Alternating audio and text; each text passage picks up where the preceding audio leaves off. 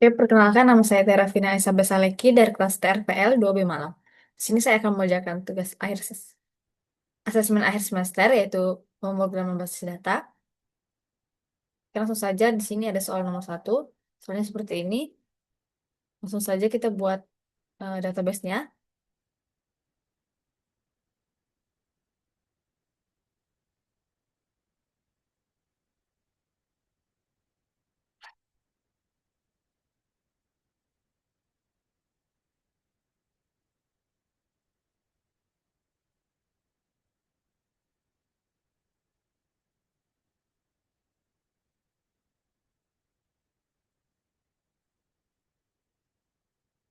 Oke. Di sini ada tabel-tabel yaitu tabel pelanggan, buku, pesanan, dan detail pesanan. Kita terlebih dahulu membuat tabel-tabelnya.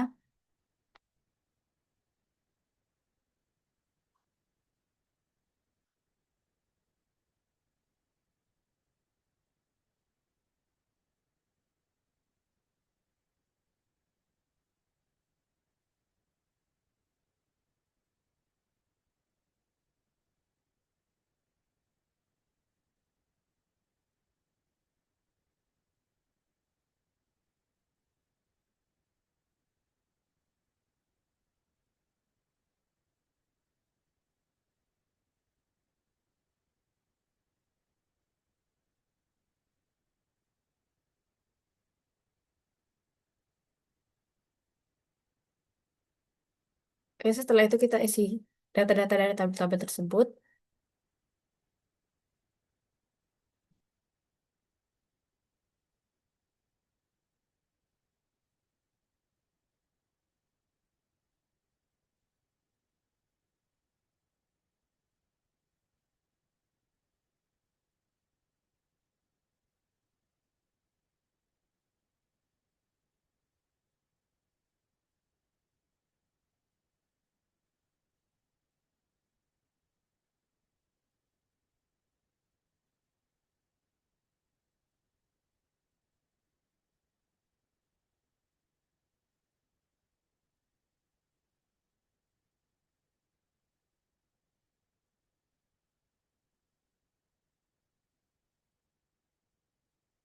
Oke, seperti ini ya. Tabel buku seperti ini. Tabel detail pesanan, tabel pelanggan, lalu tabel pesanan. Oke, langsung saja tampilkan daftar nama pelanggan beserta total uang yang telah mereka belanjakan. Diurutkan dari total terbesar, total belanja terbesar. Tampilkan hanya pelanggan yang telah berbelanja lebih dari 500.000. Oke, langsung saja.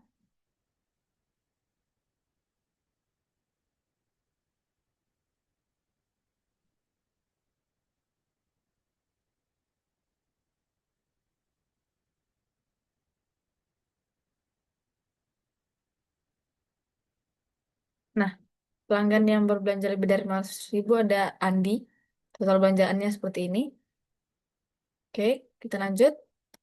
Tampilkan 5 buku dengan kategori fiksi yang paling banyak terjual selama tahun 2023. Oke, langsung saja.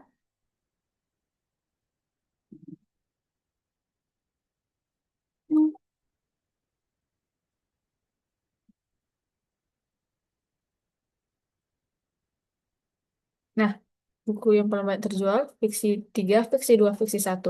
Fiksi 3 ada 4, fiksi 2 ada 3, fiksi satu ada 2. Oke, tampilkan nama pelanggan yang tidak pernah melakukan pemesanan sama sekali.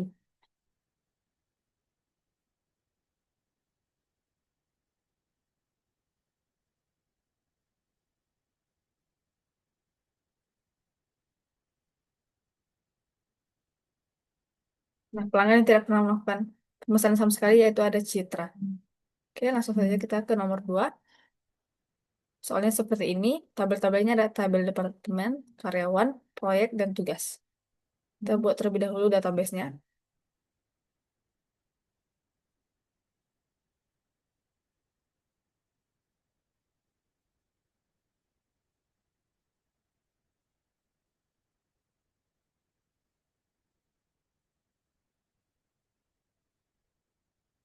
Lalu kita buat tabel-tabel yang tadi ada di sebelumnya.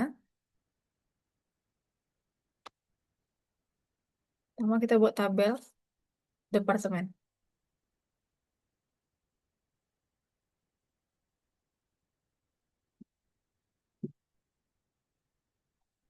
Selanjutnya kita buat tabel karyawan.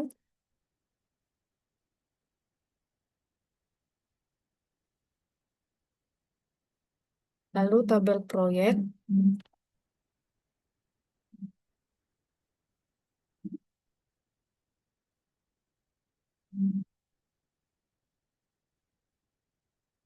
Lalu yang terakhir ada tabel tugas.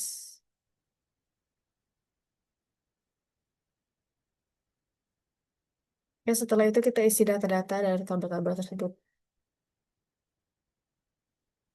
Yang pertama kita isi dulu data-data di tabel departemen.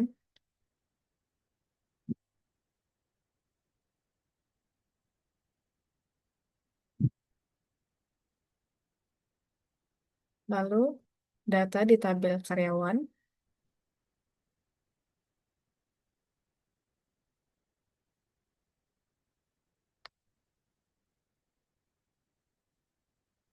Setelah itu data di tabel proyek.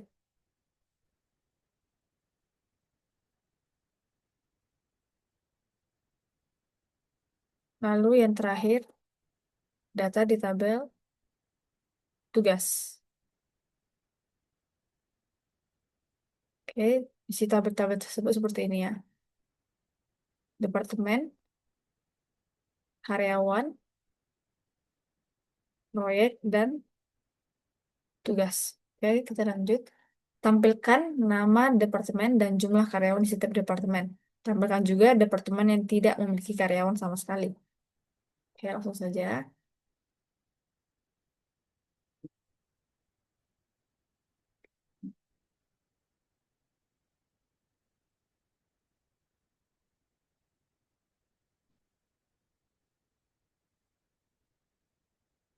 Nah, seperti ini. Jadi, departemennya ada tiga dan jumlah karyawannya seperti ini. Departemen IT, jumlah karyawannya ada tiga. Departemen HRD, jumlah karyawannya ada satu. Dan keuangan, departemen keuangan ada satu. Berarti di sini tidak ada ya. Tidak ada departemen yang tidak memiliki karyawan. Oke, lanjut. Temukan nama lengkap karyawan yang memiliki gaji di atas rata-rata gaji seluruh karyawan di perusahaan.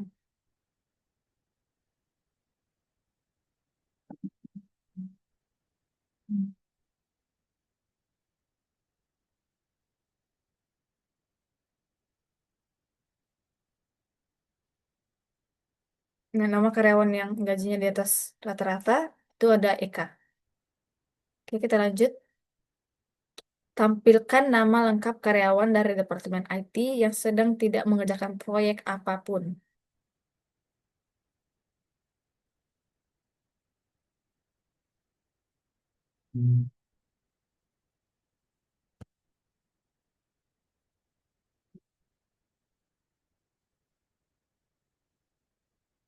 Nah, karyawan yang sedang tidak mengerjakan proyek apapun itu ada Eka.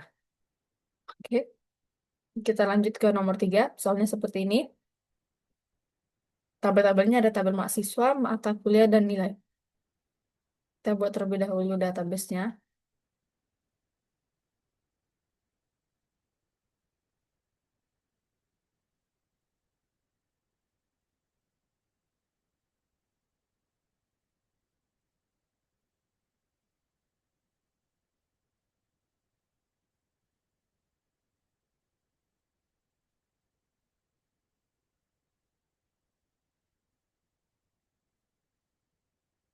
Lalu setelah itu kita buat tabel-tabel, tabel-tabelnya yang tadi, tabel mahasiswa.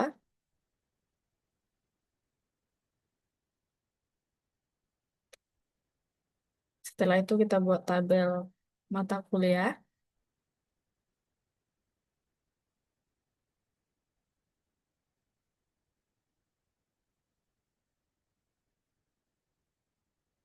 Lalu yang terakhir ada tabel nilai.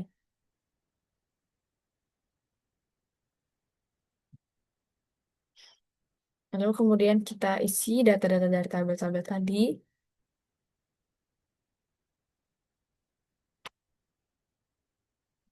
Kita isi data dari tabel mahasiswa.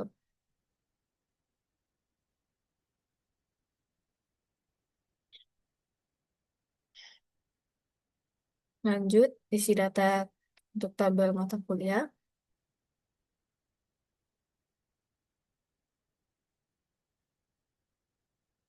Lalu yang terakhir data-data untuk di tabel nilai.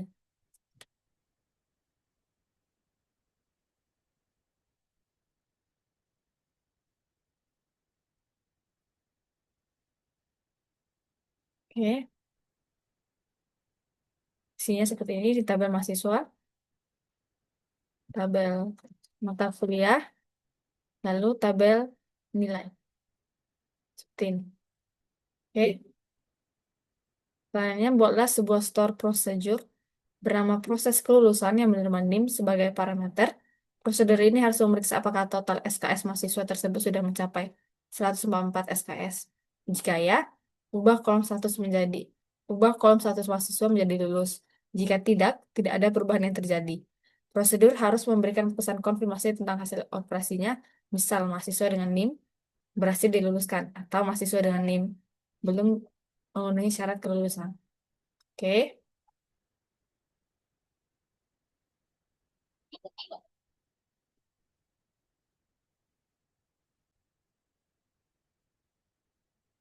Jadi di sini kita akan membuat prosedurnya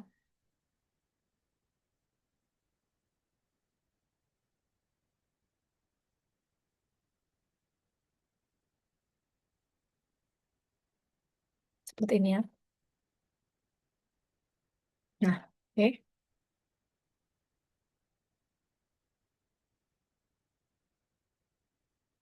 Setelah itu kita akan memeriksa prosedurnya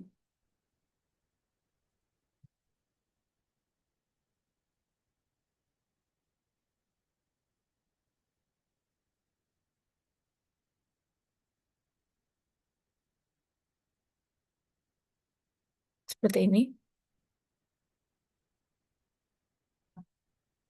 Nah, jadi mahasiswa dengan NIM 4342 11148 berhasil diluluskan. Setelah itu, buatlah sebuah function bernama hitung IPK yang menerima NIM sebagai parameter dan mengembangkan nilai indeks prestasi kumulatif IPK mahasiswa tersebut. IPK dihitung dengan rumus seperti ini. Oke, sekarang kita akan membuat functionnya.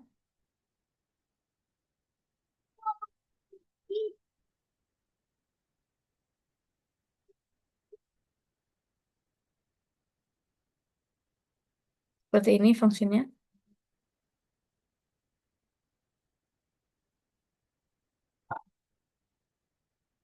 Sekarang kita akan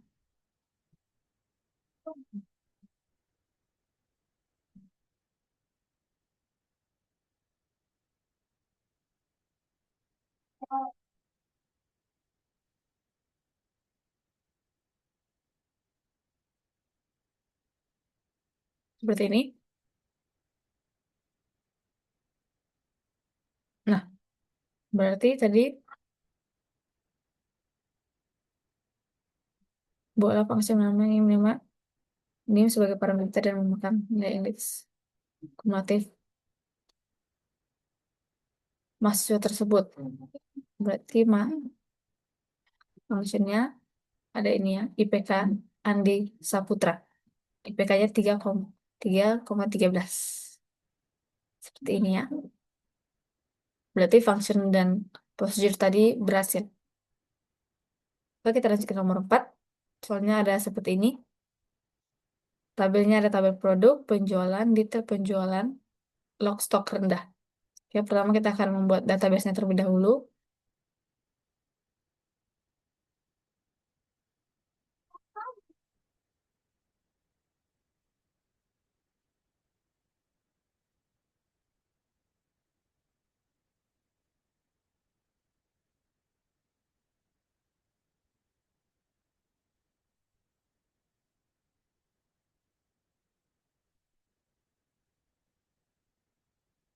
Lalu kita buat tabel-tabel yang tadi ya.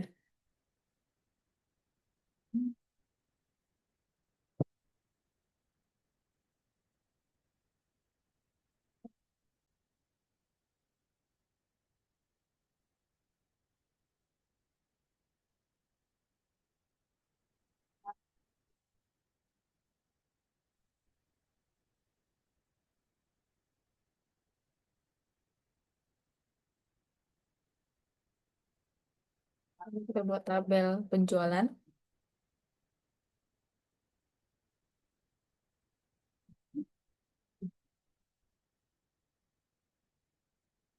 Lalu kita buat tabel detail penjualan.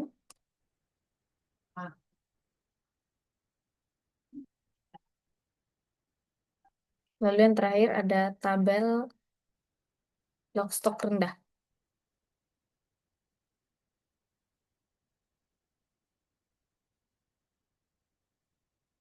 Lalu kita isi data-data dari tabel-tabel yang tadi.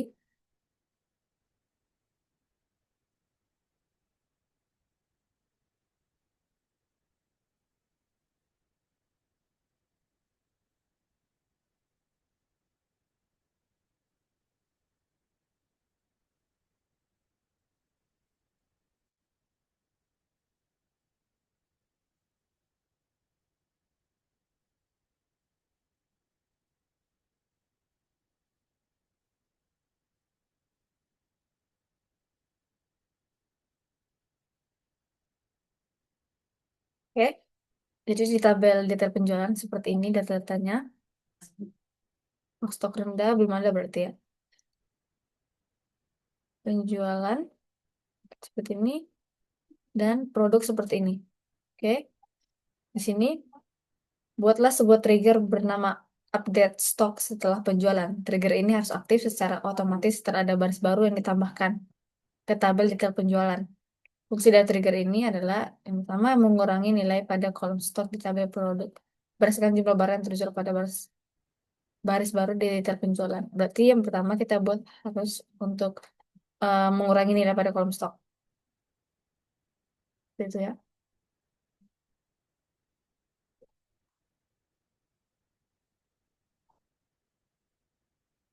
Nah, jadi tadi harus dilihat dulu produk, tabel produk seperti ini isinya ya. Buku tulis 20, pulpen 8, penghapus 5.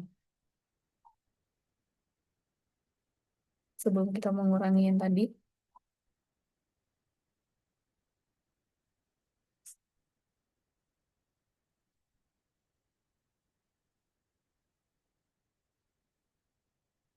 kita pertama-tama akan membuat triggernya terlebih dahulu. Triggernya seperti ini ya. Update stok setelah penjualan. Seperti ini. Oke, lalu kita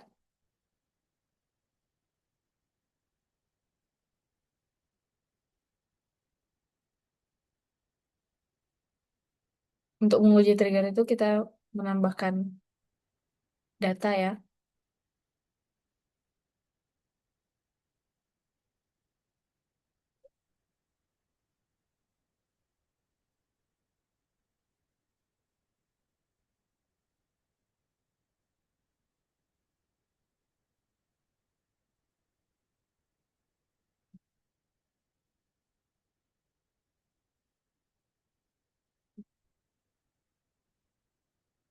Nah, ini berkurang.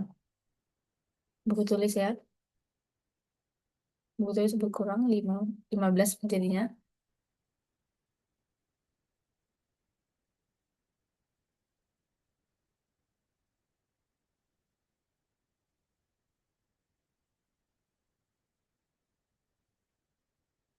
Jadi yang tadi buku tulis ada 20 menjadi 15.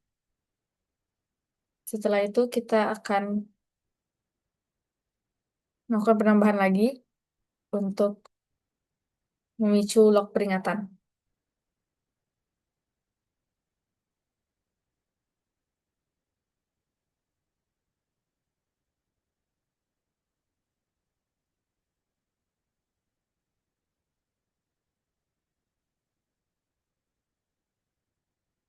Seperti ini log. Nah, seperti ini ya. Kita lihat di tabel produk.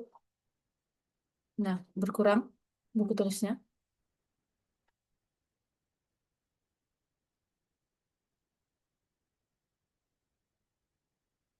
Jadi, yang di buku tulis tadi, yang awalnya 15 menjadi 8 di sini. Itu dikarenakan karena stoknya kurang dari 10, trigger akan otomatis menambah data ke log stok rendah. Nah, kita akan cek pada log stok rendah. Nah, seperti ini yang tadi awalnya log stok rendah ini masih kosong. Jadi terisi seperti ini ya, karena tadi kita memicu log peringatan. Jadi ID log 1, ID produk 1. Stok tersisa 8. Ini berarti produk buku tulis ya, yang tadi. Peringatannya seperti ini. Oke. Kalau setelah mengurangi stok, Tiger harus memeriksa apakah sisa stok untuk produk tersebut kurang dari 10. Jika ya, harus masuk data ke dalam stok rendah. Oh, ini yang sudah kita lakukan tadi. Berarti ini sudah dilaksanakan ya.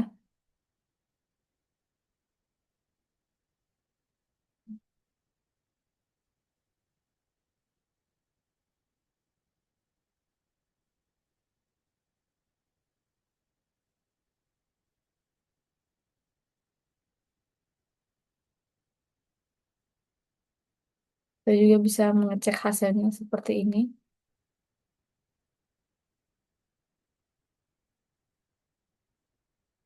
Nah, ini dia. Jadi produknya buku tulis 8, pulpen 8, penghapus 8. Ini produknya ya. Log stok rendahnya seperti ini. 118. Seperti itu.